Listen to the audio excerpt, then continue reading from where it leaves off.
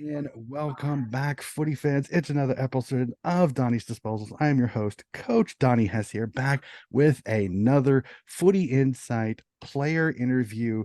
And ladies and gentlemen, I have my first WAFLW player joining me on the podcast today, joining me from Western Australia, from the East Perth Royals, Miss Sarah Madden. Sarah, thank you for joining me today. Thank you for having me. I'm looking forward to Awesome. it. Awesome. Now, before we get into the footy, before we have a lot of fun talking about your journey in the sport of football, I want to get to know just the littlest bit about you personally, because though this is footy, I like knowing the person that I'm chatting with. So, just a little bit about yourself outside of the game of football. Oh, yes. Okay. Okay. Hello. I've got a friend in the background video of me, so I'll just tell him to go away.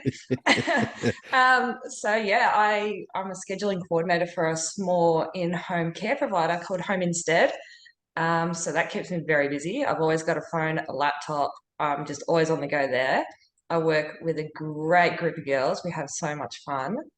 But my boss has been fantastic. She knows that football comes second to work, so she allows me to leave whenever I need to leave. And pretty much, I just work my 7:30 to 3:30 job, and then go straight to football training. So it was really easy. It was fine. But apart from work, it's just there's nothing else. It's just work, football. That's my day-to-day life. A very simple life at that. There's nothing wrong with that. So, growing up in being in WA, huge footy part of the country. Can you tell me what is your earliest footy memory? Well, actually, I grew up in Victoria in a Okay. small country town. And there was no other sports to play in that town. It was either tennis during summer or football, and it was mixed. Like you'd play, females would play with the males up until under 16s, and then you weren't allowed to play. That was it. Hmm. So I was playing under 12s, and I just loved it, really enjoyed it. Played for the Boysdale Bride Bombers, and I got really good at it and ended up winning best and fairest 3 years in a row for that small junior club on the boys team. And they were my memories. They were like good memories, like just playing with all your primary school kids, friends. So that's where football started for me. Fantastic. So, and because you're still in the sport, and again, I've retired, I've moved on to the coaching part, and I love hearing everybody say, kind of, what is your favorite part about playing the sport of football? Just running around, really. It's a good outlet. It's a good outlet. Like, you've got a lot going on, with work, day-to-day stresses, everything else. But when you're out on the field, like that all disappears. So that's the best part of it. Fantastic. It's your escape. Absolutely love it. So, all right, since you said you grew up in Victoria, I'm interested. Who is your AFL club and why? So it's definitely the Richmond Football Club, the Tigers. And practically my dad goes for him. Like dad's barracked for him his whole life. I did go for Collingwood. Don't judge. I did go for Collingwood. Couldn't stand Nathan Buckley as a coach. So then I went to Richmond. I just couldn't stand Nathan Buckley. I'm sorry if anyone likes him, but I just reckon he's a bit of a flog. I absolutely love it. I have a semi soft spot for Collingwood because Mason Cox is an American, and I actually got to meet him at USAFL Nationals last year and got to shake his hand and thank him. And the funny part is he shakes my hand and my hand disappeared. His is so big. But no, it's one of those. I always find it fascinating that at least normally in Australian sports, you pick a club, you stay with it. Sometimes you have like one change when you're like 4 or 5 years old, but it's always interesting sometimes when you find one that does change. So I think that's absolutely awesome. So favorite club, favorite player of the past, and favorite player currently on the Richmond list. Whew. Currently is Liam Baker because he's a country boy and he's just so genuine. Like you don't see him getting angry or get into fights too often. And he's just going to be something like because he's so young and he's only been in the club for a couple of years, few years. He's just going to grow and he's going to be the next big thing, I reckon, for Richmond. Past player, oof, there's been a few. First one, I'd have to say Matthew Richardson. he's an old classic. Everyone loves Richo. I have to say, I enjoyed him on the broadcast this morning when I got to watch their game this morning. We won't bring up the result. For anybody that hasn't seen it, I won't bring up the result of what happened Yeah, this no, look, I morning. haven't seen the result. I knew it was ending pretty bad. Yeah, I won't say anything on that, but I had to say I enjoy Richo. I think he's fantastic. I think he's fantastic at times. And Liam Baker is one of my favorites. I think he's that grunt player that you can put him anywhere, the utility knife. Absolutely love Liam to death. So we've talked about the AFL. Let's rewind it back. Let's go to WAFLW and you. How is it that you ended up at East Perth? So when I first moved over here last year, I just played for the local Allenbrook Football Club. I think that they call it PFL or something. It's so weird over here. Like I'm still getting to find my way around Perth. And I was scouted by, I think his name was Craig from East Perth. Back then, I had no idea what East Perth was. And they invited me to a meeting and they said they'd like me to, try out and see how I go. So I went to training, didn't think too much of it. I'm like, I'm pretty old. I'm pretty old. I didn't think too much of it. Went to training, and then yeah, I got selected for games. I was shocked, but yeah, I love it.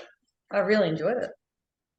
Fantastic. I love it. Not only humble, but just enjoying the ride. Fantastic on that one. So, all right, we'll go to this. This is one of my favorite questions because I've heard a little bit of team and I've heard a little bit of individual. I'm going to give you a chance to humble brag. What is your biggest accomplishment so far as a footballer? So far, oof, there's a lot. I'd have to say when I won 3 premierships in a row for Boysdale Bragg back in Victoria. Um, they were really good times because I was just with all my friends, and we didn't expect it because we were a small country football club. Um, and looking at this season, obviously I got runners up best and fairest, another shock. Um, but being able to just play the whole season with my body slightly falling apart with a bit of an injury, but I just pushed through and yeah, had a great season. Yeah, well, congratulations on that. When I was talking with Devo, who connected us, one of my mentors on this, is he told me that you had finished runner up. So congratulations on that. So I like to have a little bit of fun and ask a few fun questions. Take me into the rooms a little bit. Who's your best mate at East Perth currently? That's a funny question. Um, I'd have to say Jessica Davidson. We became really good friends throughout the season. Just having chats here and there, talking country. But yeah, I'd have to say yeah, Jess. Fantastic on that one. So and as we kind of I'm always interested because we see the documentaries and different things like that, and the dressing room is a very interesting place. And over here in the States, we don't have change rooms, we don't have things like that. So I'm always fascinated. Describe to me the team room this year. Describe to me the East Perth room. Was it up and about? Was it fun? Is it exciting? I mean, considering the year was the way it was, a little bit for those that know how your season turned out. Kind of, what was your team's room this year? It was kind of like a party. You'd have the certain girls that would come in with the big boom box, as we'd call it, and Mhm. get the music going, and we just have a bit of a dance party before some games, just to get out the nerves. So it was always fun. It was always fun. Awesome. And one that at least there was no nerve. At least you got the nerves out. And at least you went out and had some fun playing the game of footy. So, as you kind of discussed, you have your full-time job. And unfortunately, again, right now, women's professional footy is not full-time, it's semi-pro. And again, I'm crossing my fingers that very, very soon that changes, at least AFLW and maybe even for the state league. So can you just describe to me kind of a typical training day for you? Kind of what's how early you getting there, how long you work, how you get to training, how long training is, and kind of what your typical day is on a training day. Yeah, of course. So, I'd get up, go to work all day, um, drive straight home from work, get ready for football training, go straight to football training. I always get to football training early because I like to stir a few of the girls up, have chats. Um, and then yeah, train for an hour and a half to 2 hours, finish up talking to everyone, and then get home pretty late at night. But they were just the standard days for football training. All right. They're And then long. They're long. I can only imagine probably one of those you're not getting to bed till midnight or later, unfortunately. And then a typical game day. How early are you getting to the club? Say a home game. How early are you getting there? Do you have any rituals or traditions? Kind of what's your typical game day like? Oh, my game days. I was a little bit OCD with that. I'd get up pretty early. Like, I might not be playing till 2 p.m., but I'd still get up around 9, start organizing myself. I'd try to get a sneaky beach sesh in beforehand because, everyone likes seeing the beach. And then I'd make sure that I'm at the game 2 hours beforehand just to start getting ready, taking it all in, switching. Awesome, awesome. Already on that. And then I love this again. Unfortunately, you didn't have a lot of female role models, but I know that everybody kind of, as they grow up in footy, they kind of want to play a certain way. Was there a player that you modeled your game after from the past?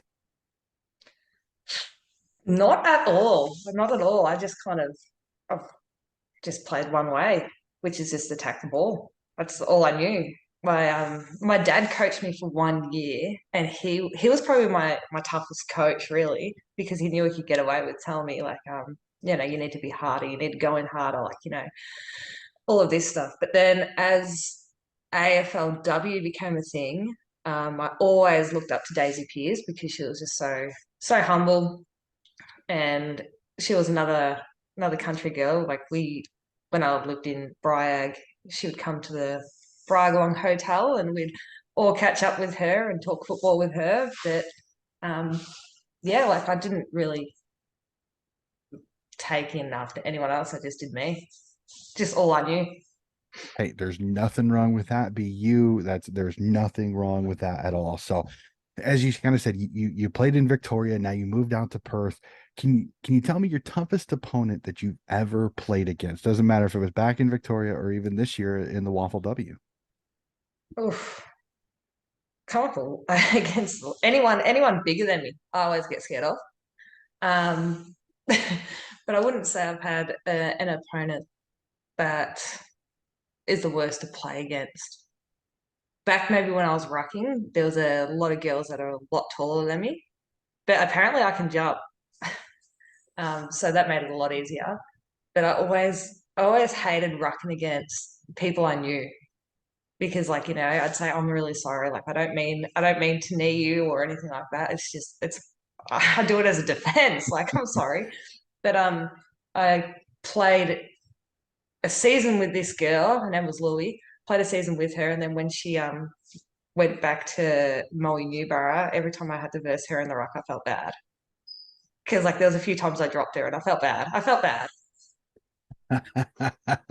Competitive, but at least kind enough to understand your opponent. I like that. That's fantastic on that one. So, all right, we'll go to East Perth season, and again, unfortunately, keeping an eye on this year was not exactly something to write home about. But again, it was your first ever season as East Perth. You were part of the inaugural team this year. So, thoughts on your season so far? Thoughts on your season this year?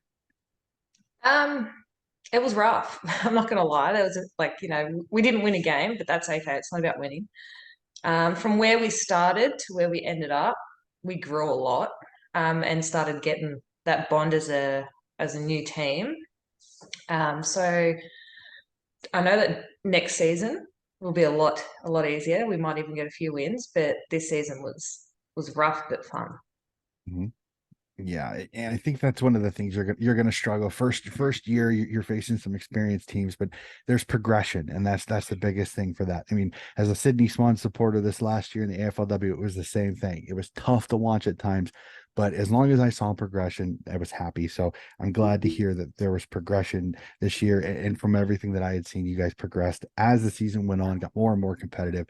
Cannot wait for next year. So I love asking this question because everybody kind of approaches it differently and how they define this. Would you consider your season a success despite your record? Oh, absolutely. Absolutely. You just look at from the first game we played to the last game we played, and it's huge. It's huge. So I'd definitely say it was a massive success. Good, good. All righty. And then what do you think was the biggest challenge this year for East Perth? I think the biggest challenge was a lot of girls just didn't know who was going to be selected, who wasn't going to be selected. So we never had a full set squad. So the whole gameplay kind of changed week in, week out. And just trying to get that bond of knowing your teammates and getting to know how they play football. So that was probably the biggest challenge. The chemistry amongst the group. And again, first year, everybody playing with each other, it's going to happen. But again, you've established bonds now. As long as money as most return next year, I think some things will change. Cannot wait for that. And then I'm always kind of looking ahead a little bit. I know we've just come off this season, but have you already set yourself a couple of goals for next year? My goals is to not get injured, or if I do get injured, don't push through. I learnt the hard way. With my little injury, I don't know if Devo told you, I kind of did my AC joint in my shoulder, Oh my boy. right shoulder in round three, and just yeah, we'll just tape it, should be right. And then towards the end of the season, it was not good. I could barely move my arm. And at the end of the season, I got a cortisone injection, so it's feeling good. It's feeling good now. Well, hopefully it's back to 100% healthy by next year. And if anything, worst case scenario, sit out, get it taken care of because though footy is great, you do have a life to live after that. So, alrighty, we'll go to this one. And for me, I love this one because I think the women's footy has a better kind of connection with the fan base. And this is always fun. Can you give me a fun or really awesome fan interaction that you've had this year as an East Perth player? Oh, I would have to say my work crew are my biggest fans, to be honest. My work wife, Jasmine, and another work colleague, Talia, actually made signs when they came to my game, and they had photos of me on these signs. Jasmine's sign was tackle me number 36, which is my number. And so she got a few looks in the crowd. And Talia's sign was marry me, mad dog, because that's what the girls call me on the football ground. So they were funny. They were funny. They were probably my best fan moments, having them in the crowd. That's But awesome. also, I'd have to say my biggest fan would be Dad. He's flown over here 3 times this year just to watch me play football, which That's is a big that's thing. It's a long plane flight. I wouldn't do it. hey, you gotta appreciate the love and the passion for that. I have to respect that. So that is awesome that you have great works and then you have great coworkers that are there for you. That is absolutely awesome to hear. So let's have a little fun here. I've always, especially over here in the States, everybody thinks that they know better, that everybody wants to be the general manager, as they say over there, or in Australia, the list manager. So I'm gonna have a little bit of fun. I'm gonna take you at a player and I'm gonna install you as the list manager for East Perth WAFLW. You can take one player from any of the teams in the competition to join East Perth for next season. Who's that one player and why? That's hard. That's hard because I don't really know any of the other players, especially because I didn't even know what waffle was before moving over here. So, yeah, okay. I'd have to say another really good backliner. I don't know her name. All I know is that she plays for Peel. She was just outstanding, and it'd be good to have someone else in the back line with really good defense. So I wish I knew her name, but I don't. But her. Well, hey, you got something to do over the off season to figure out who that player is. So Yeah, definitely, definitely. I've got a lot of research to do. hey, there's nothing wrong with that. You're focused on your game. There's nothing wrong with that. So we're going to stay in house and have a little bit of fun. This sometimes can cause controversy, but I always get a kick out of this. I want you to name me the first teammate that comes to mind after I say a certain topic. Okay, so we're going to start off right here. Who's the team mom? Oh, definitely Velva. Velva. Always looking out for everyone. Always making sure we stretched. stretched up and looked after our bodies. So All right. definitely her. Okay. The funniest. Who's got the best jokes? I'd have to say me. I'm really funny. I'm really funny. I don't know if it's because I just do silly things or if I'm actually generally funny, but definitely me. No one else takes that. All right. Who's the toughest? Who's the one that you want to get with you in a back alley fight? Oh, back alley fight. Um, the toughest. Oh, it's hard because I'm also the toughest. Yeah, no, probably Jessica. She's really tough, and she's All also a boxer. So yeah, I'd take her. Not a bad one to choose there. Social butterfly. Who's the one that gets around the entire room? There's a few of them. I'm one of them. Suda, Grace, Gabby, just all the young girls that love, like, organizing all the events and stuff. Okay. All right. Most emotional. Who's the one where the tears come out that quickly? Ooh, ooh, probably our coach. Nah, he he got really emotional a few times. But no, there was a fair few girls that would get really emotional, like, if they thought they didn't play well enough, or towards the end of the season, our last game, there was a few tears, but there's yeah, probably half of the girls. Okay. All So right. I can't name names there. There's too many. All right. Here's my favorite one. Who's the quirkiest? Who's the most unique unit on the team? Mm, I'm one of them because I'm just a different sort. I'd have to say like Grace and Suda. They're different sorts as well. But great, but great.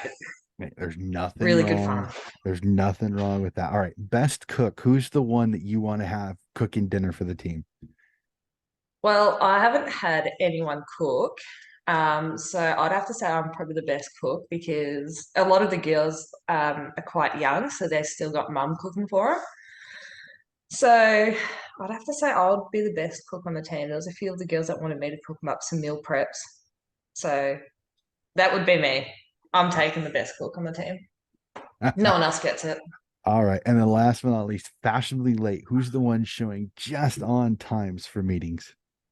Oh, just on time, I wouldn't be able to pick a name, but someone that's always late would be Kelsey. She was always late, but I think it was because of work, so we can't judge her for that. That makes sense. If work is the reason, not a problem with that. So you threw out that you had your nickname of Mad Dog. Who's got the best nickname on the team? Oh, well, I've got the weirdest one, which I'm hoping to change next year and just go straight to Maddo because Mad Dog's just too much. Mhm. But best nickname. Now you make me think. Um, Everyone else is kind of just their last names. So the easiest would be Suda. Mhm. Easiest to remember when you're on the football field. Um, but the worst nickname, I'll take that because it's shocking and people just think I'm tough and angry when I'm not. Um, yeah, no, I can't think of the best nickname. Leave that for next season. All right, we'll put it on the back burner, catch up again maybe some other time. All right, so for some of the last questions that I have is that I tell many people I've not been to Australia. It is on my bucket list. I want to get over, so I'm doing a little bit of research to make sure when I go over, I am going to be perfect when it comes to the footy. So when you go to the games, what is your go-to food at the footy? Oh, I haven't actually been to a footy game in ages. It depends where you go because some like the MCG is like just standard football food, but then when Mhm. you go to somewhere like Perth, like the Optus Stadium, they've got bougie like all sorts of different food, and I'm like, what is this? This isn't footy food. But if you want to really fit in and be one of the Australians at the MCG, go get a footy pie, just a meat pie, but you have to put a lot of sauce on it, Mhm. and then it's going to end up all over you. So don't wear your best jersey. Not a problem on that one. I actually, I usually for the grand final the last few years, I've made homemade meat pies here at home. We have ketchup, not the tomato sauce. So not exactly the same thing, but I not to toot my own horn, I think I make a pretty good meat pie personally on that one. So, and then when it comes to, as you kind of said, you haven't been to it, but when you have gone, where's your favorite place to sit at the footy? Oh, you need to be as close to the fence as possible. You need to like just get down there, even if it's just behind the goals, halfway up, really good. But otherwise, on the wing, down on the fence, best place because then you get to see everything. Mm-hmm. Yeah. Awesome. Yep. And I love everybody has a difference. Some people are like you need to be up in the wings so you can see everything that happens. So it's always like I said, I'm making notes to be sure on that one. So and then I always end my shows, especially my interview shows like this because I'm making lists. I've found some fascinating ones, including several that I've watched. What is your favorite game of footy you have ever seen? Doesn't matter. Men's, women's, live on the telly, doesn't matter. Favorite game of footy you have ever seen. It was really good. I don't know the year it happened, but it was a grand final. It was Collingwood versus St Kilda, I'm pretty sure, and they actually come a draw. Mm-hmm. So because it was grand final, they had to play again the weekend after. Mm-hmm. Unfortunately, Collingwood won, but I did barrack for them then, so it's okay. It's okay that they won. But I thought that was a really good game because everyone was just shocked. 2009, that would be the year. So in fact, I've told this story. I told this story a few times on the podcast, and I'll tell it to you really quickly. Is we had a footy team party for the team that I coach now, and I was playing at the time, the Des Moines Roosters, and we were all over at our president's house watching the game, and we had no idea that a draw was possible. So we're thinking American sports. It's overtime. It's the championship game. There's got to be a winner. And when the siren goes off and nothing else was happening, they weren't talking about overtime. They were talking about it being a draw. We looked at our Australian who had helped start the team, and he's sitting there just grinning. And we looked at him and we went, Paul, what's happening? He goes, coming back next week for a replay. We all kind of looked at what? I was, yep. He goes, they'll be back next week playing again. He's like, we're like, you're kidding. He goes, nope, I'll be back next week. So we all kind of left that particular party kind of scratching our heads because it was nothing that we had ever seen before. So it was a really kind of funny, it was deadpan. He's like, nope, it's a draw. It's over. So Oh, the worst, the worst. it's so anticlimactic because you're sitting there going, okay, what do we do now? So it was Mm. kind of just the way it ended. So, but it was still one of my favorite games. It was a well played game. I wish the replay the next week would have been just as entertaining and competitive. Unfortunately, it was not. So, all right, Sarah, that is actually all of my questions here. It was fantastic to be able to sit down and have a chat with you again, my first ever WAFLW player. So, truly appreciate you taking the time to sit down and have a chat with me. Absolutely. No, thank you for joining me and Devo for help setting it up. It's been great. It's been something different. I can tick it off the bucket list now. Awesome, awesome. Well, I truly, truly appreciate it. Ladies and gentlemen, that is going to do it for another episode of Donnie's Disposals. Again, keep an eye out. More reviews and coverage of AFL, AFLW, and all of the state leagues. And of course, more interviews chatting with footy fans, footy players, and people connected with footy. That's going to do it for our episode. And we'll be back again with another episode of Donnie's Disposal.